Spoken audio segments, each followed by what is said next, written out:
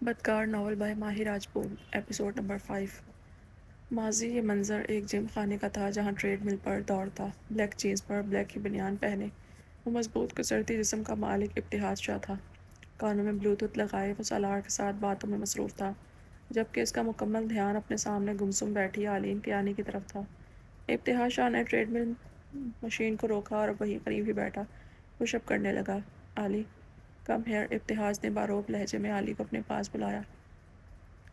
آلی سبق رفتاری سے چلتی اس کی طرف بڑھی جب ابتہاج نے اسے اشارہ کرتے اپنی پیٹھ پر بیٹھنے کا حکم دیا۔ شاہ سائیں، دماغ خراب ہے آپ کا؟ میں بالکل بھی وہاں نہیں بیٹھوں گی۔ آپ بھی نہ عجیب عجیب فرمائشیں کرتے ہیں، آلین نے انکار کرتے کہا، مگر ابتہاج کو اس کے انکار کی پرواہ کہاں تھی۔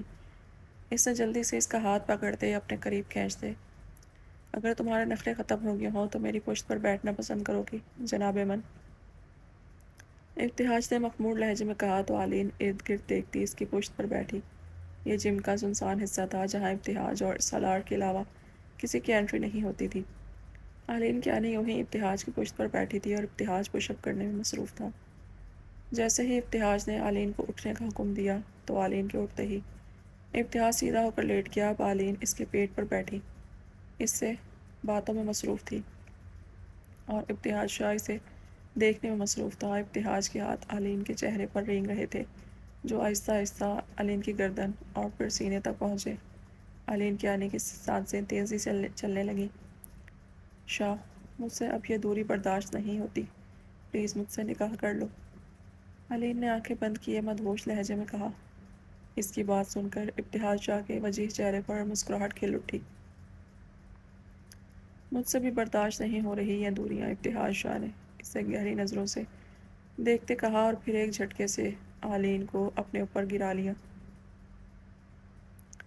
اب ابتہاج نے آلین کے چہرے کے قریب اپنا چہرہ کیا اور اس کی سانسوں کی پھوار آلین کو اپنے چہرے پر محسوس ہوئی۔ آلین یوں ہی آنکھیں بند کیے ابتہاج کی قربت کو محسوس کرتی رہی۔ ابتہاج شاہ جیسے ہی شام کے وقت گھر لوٹا تو سامنے ہی زامیہ شاہ کو دیکھ کر اس کے چہرے پر سرد تاثرات پھیل چکے تھے۔ وہ ایک غصیلی نظر زامیہ پر ڈالتا اپنے کمرے کی طرف جانے لگا۔ جب سیڑھیوں کی طرف جاتے اس کے قدم اماں سائیں کی آواز پر رک گئے۔ ابتہاج، کل تمہارا نکاح ہے زامیہ کے ساتھ، ابھی جا کر ریسٹ کرو، صبح بات ہوگی۔ اماں سائیں جیسے ہی حکم دیتی اپنے کمرے کی جانب بڑھیں۔ ابتہاج کی آواز پر ساخت ہوئی، میں نے آپ سے پہلے بھی کہا تھا کہ میں علی کا ہوں۔ اماں سائیں، بار بار میرے ضبط کا امتحان کیوں لے رہی ہیں آپ؟ ابتہاج ٹھہرے اور سرد انداز میں بولا۔ ابتہاج، تم نے اگر میری نافرمانی کی نا تو میں تم سے ہر تعلق توڑ دوں گی، تم میرا مرا منہ بھی نہیں دیکھ سکو گے، اماں سائیں غصے میں بولیں۔ ان کی بات پر ابتہاج کے ساتھ حیدر و واسق بھی ساخت ہو گئے۔ سب کی نظریں ابتہاج پر ٹکی ہوئی تھیں، سب جانتے تھے کہ ابتہاج شاہ ان کا کتنا لاڈلا بیٹا ہے۔ ابتہاج شاہ اور اماں سائیں ایک دوسرے کی آنکھوں میں آنکھیں ڈالے دیکھ رہے تھے۔ اس کی اماں اپنا فیصلہ سنا چکی تھی اور اب ابتہاج شاہ کو اپنا فیصلہ کرنا تھا۔ اسے یا تو زامیہ کو اپنا کر اپنی ماں کی رضا حاصل کرنی تھی، اپنی محبت کے ساتھ بے وفائی جیسا گناہ کرنا تھا، یا پھر اسے سب رشتوں سے بغاوت کر کے اپنی محبت کو اپنا کر اسے امر کرنا تھا۔ ابتہاج شاہ عجیب کشمکش میں گھر چکا تھا۔ اماں سائیں نے ایک نظر ابتہاج کی طرف دیکھا اور پھر فخر سے مسکراتی اپنے کمرے کی طرف قدم بڑھانے لگیں۔ جب ابتہاج کی پکار پر وہ پھٹی نظروں سے اسے دیکھنے لگی۔ اماں سائیں، مجھ پر آپ کی بلیک میلنگ کا کوئی اثر نہیں ہوگا، میں آلین سے بے وفائی نہیں کر سکتا۔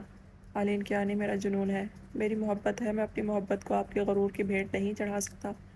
آپ کو آپ کی یہ شان و شوکت، یہ حویلی مبارک ہو۔ جا رہا ہوں سب چھوڑ کر، جس گھر میں میری آلی کے لیے عزت نہیں وہاں میں ایک پل بھی نہیں رہوں گا۔ گڈ بائے اماں سائیں۔ یہ کہتے ہی ابتہاج شاہ دروازے کی طرف مڑا اور پھر اپنی جیب میں ہاتھ ڈالتا والیٹ اور موبائل، گاڑی کی چابی وہیں سائڈ ٹیبل پر رکھتے اس حویلی کو چھوڑ کر چلا گیا۔ اماں سائیں ڈبڈباتی نظروں سے اسے جاتے دیکھتی رہیں، مگر ان میں اپنے بیٹے کو روکنے کی ہمت نہ تھی۔ ابتہاج شاہ گھر سے نکل کر پیدل چلتا کیانی ہاؤس پہنچا اور وہاں پہنچتے ہی ڈرائیور کے ہاتھ آلین سے ملنے کا پیغام بھیجا۔ آلین جو کہ سونے کی کوشش کر رہی تھی، ملازمہ نے دروازہ ناک کرتے اندر آنے کی اجازت طلب کی۔ یس کم ان۔ آلین کی آنی بلیک نائٹی پہنے ہوئے تھی جب ملازمہ نے اسے ابتہاج کا پیغام دیا۔ آلین بھاگتے ہوئے باہر گئی جہاں ابتہاج ایک بینچ پر بیٹھا اس کے انتظار میں تھا۔ شاہ سائیں یہاں کیوں بیٹھے ہیں، اندر چلیں۔ علیم نے ابتہاج کا ہاتھ پکڑے اسے اٹھاتے ہوئے کہا۔ نہیں علی، اتنی رات کو میں تمہارے گھر کے اندر نہیں آ سکتا، جبکہ میں جانتا ہوں کہ تمہارے گھر میں اس وقت کوئی نہیں ہے۔ ابتہاج شاہ کی بات سن کر علی نے اس کی طرف نظر اٹھا کر دیکھا اور وہیں اس بینچ پر اس کے پاس بیٹھ گئی۔ ابتہاج نے اس کی گود میں سر رکھ کر آنکھیں موند لیں۔ علین اس کے بالوں میں انگلیاں چلا رہی تھی جب ابتہاج اس کا ہاتھ پکڑ کر رک چکا تھا اور اس کے ہاتھوں کو چومتے ہوئے اس کے قدموں میں بیٹھا اور بولا، علی آج میں خالی ہاتھ ہوں، میرے پاس وہ شان و شوکت، وہ لگژری لائف نہیں ہے۔ کیا تم مجھے اس کے باوجود ایکسیپٹ کرو گی؟ علی تمہارے پاس ابھی بھی چوائس ہے، میں فری ہینڈ دے رہا ہوں تمہیں جو چاہو تو اس راستے سے واپس مڑ سکتی ہو اور چاہو تو میرا ہاتھ تھام کر اپنی محبت کو منزل تک پہنچا سکتی ہو۔ تم نے جس ابتہاج شاہ سے محبت کی اس کے پاس ایک ویل سیٹلڈ لائف تھی اور یہ ابتہاج بالکل خالی ہاتھ ہے۔ ابتہاج کی بات سن کر علین نے اپنا سر اٹھایا اور اس کی پیشانی پر اپنے لب رکھے بولی، محبت کرنے سے پہلے ہی جانتی تھی کہ یہ خاردار راستہ ہے، قدم قدم پر کانٹے ملیں گے، مگر اس کے باوجود میں اس راستے پر چلی کیونکہ میرے ساتھ میرا محبوب تھا، میرے ساتھ تم تھے ابتہاج۔ اب بیچ راستے میں تمہیں تنہا چھوڑنا میری محبت کی توہین ہے شاہ سائیں۔ میں اس سفر میں ہر قدم پر آپ کے ساتھ ہوں۔ یہ کہتے ہی اس نے علین کو گلے لگا لیا۔ علی میں اب کچھ بن کر ہی تمہارے بابا کے پاس تمہارا ہاتھ مانگنے آؤں گا، تب تک تم مجھ سے نہیں ملو گی۔ یہ کہتے ہی ابتہاج شاہ اس کی پیشانی پر لب رکھے وہاں سے چلا گیا۔ افق پر چمکتا مکمل چاند ان دونوں کی اس لازوال محبت کا گواہ تھا۔ ابتہاج شاہ وہاں سے چلا گیا اور ایک رات اپنے دوست کے ساتھ گزاری۔ اماں سائیں زامیہ کو لے کر کسی رشتے بدار کے ہاں گئی تھی جب انہوں نے اپنی گاڑی پیٹرول پمپ پر رکوائی۔ اماں سائیں زامیہ کے ساتھ باتوں میں مصروف تھی جب ان کی نظر گاڑی سے باہر ایک لڑکے پر پڑی اور اماں بی کی آنکھوں سے آنسو گر پڑے۔ ان کا وجاہت سے بھرپور بیٹا جو شہزادوں سے آن بان رکھتا تھا، سونے کا چمچ منہ میں لے کر پیدا ہونے والا ابتہاج شاہ ایک پیٹرول پمپ پر ملازمت کر رہا تھا۔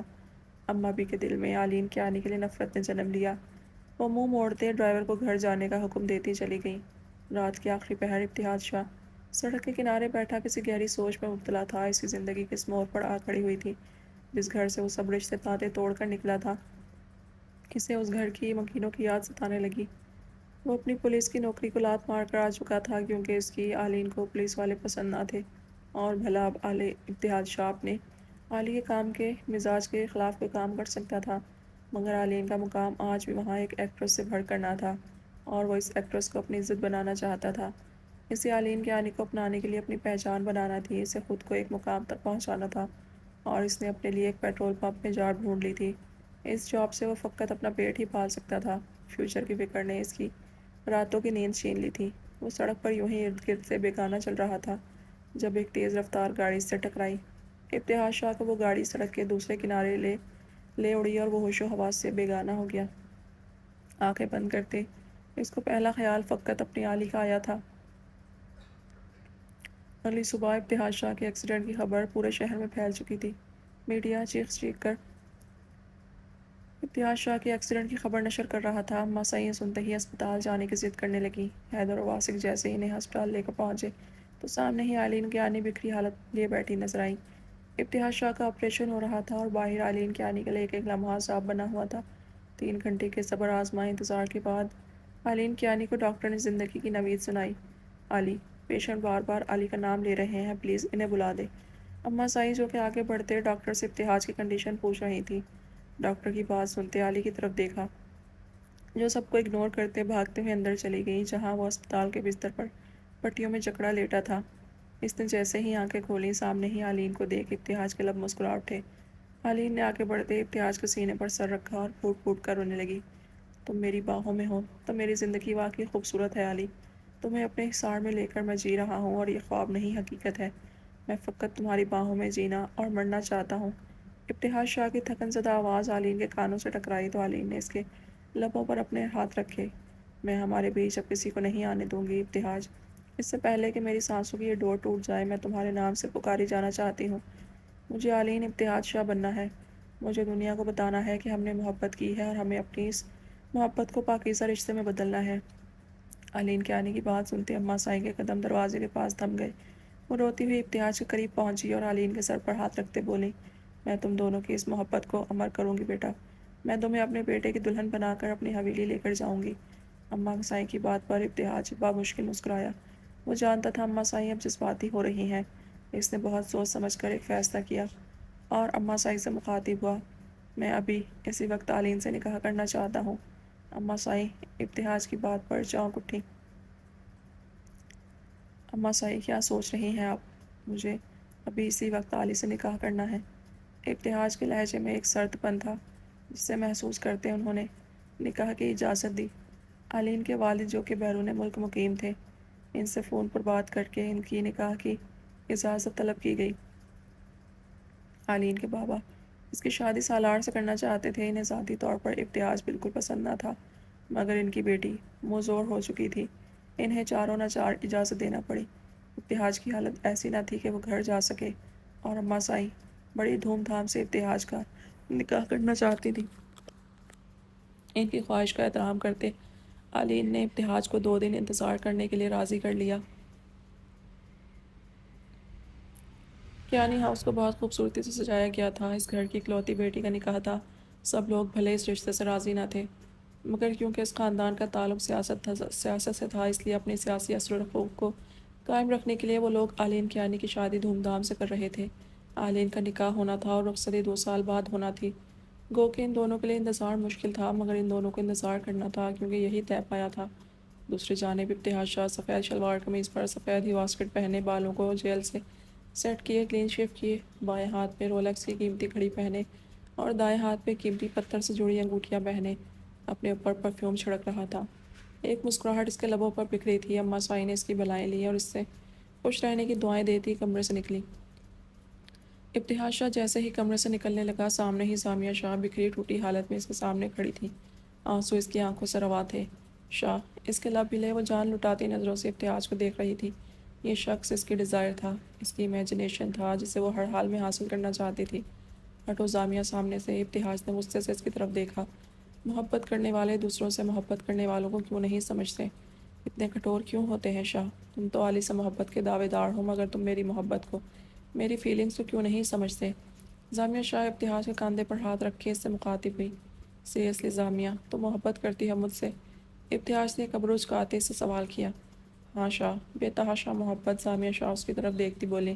ریلی؟ چلو اگر تمہیں مجھ سے محبت ہے تو اپنے جسم سے کپڑے اتار کر الگ کر دو۔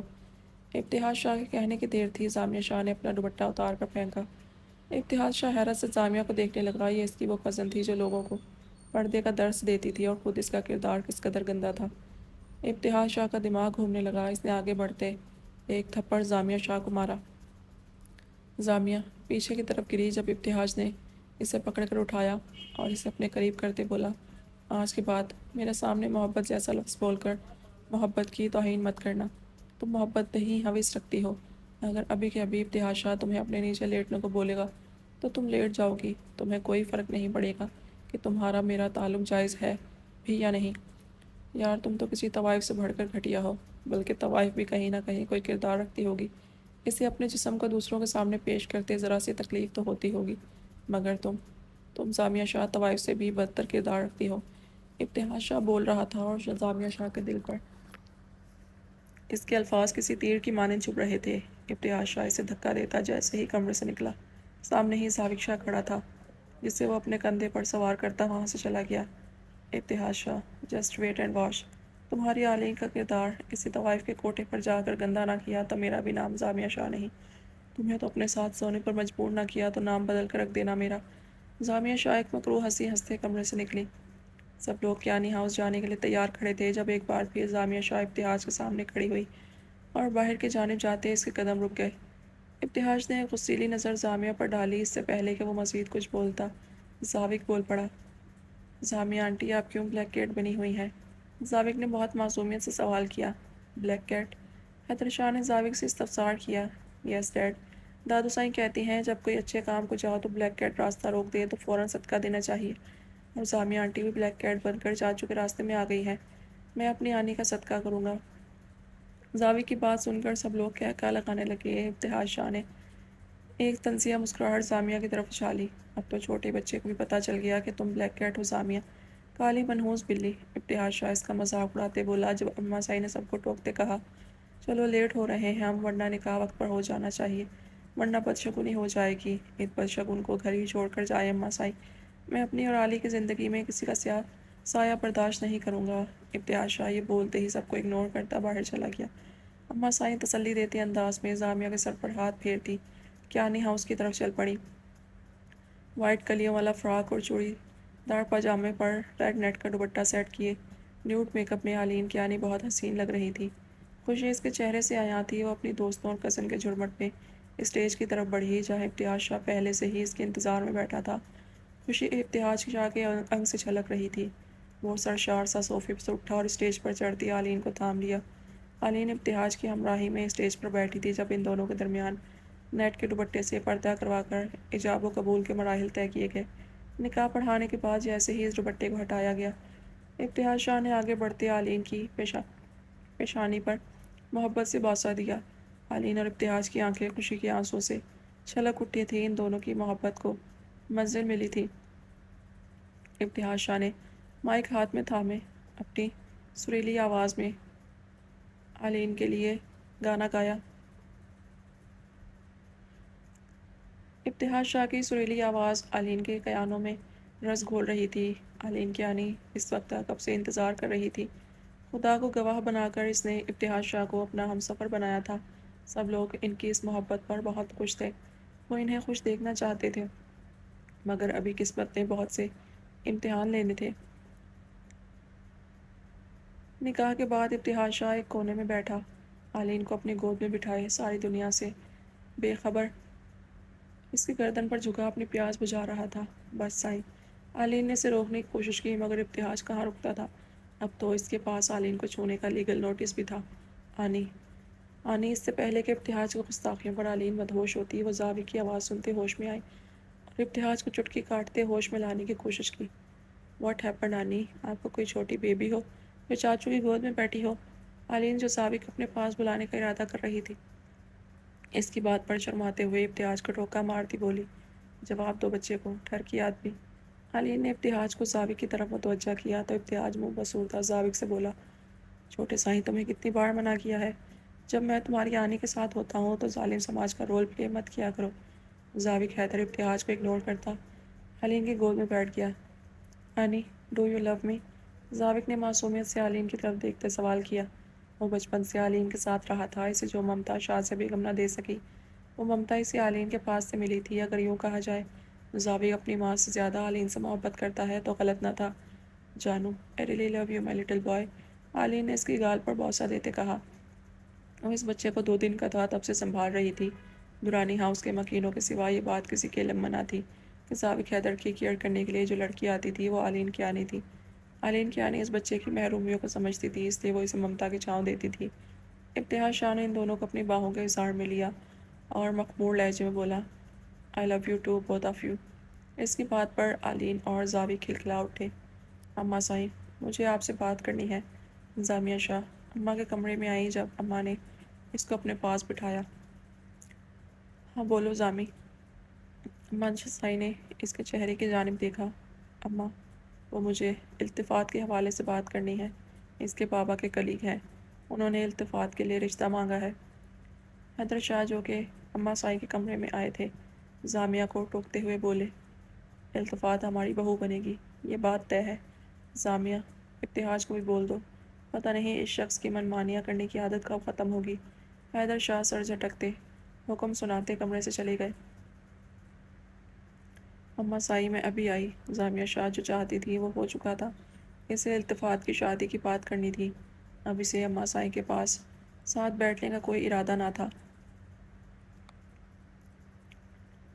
اماں سائی ابتہاج شاہ بھی کچھ دیر پہلے ہی ان کے کمرے میں آیا اور ان کو گہری سوچ میں گم دیکھ کر مخاطب کیا، تم کب آئے؟